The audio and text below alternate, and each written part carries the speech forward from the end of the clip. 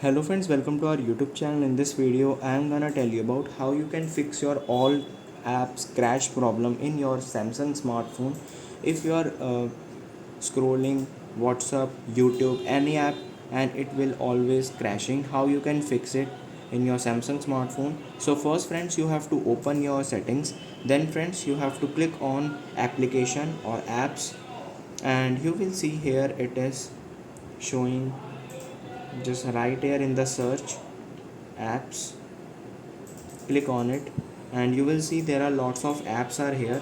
Then you have to click on three dots, then click on reset app preference. This will reset your disabled app, notification restriction for apps, background data restriction for apps, or any permission restriction. And you will not lose your existing app data.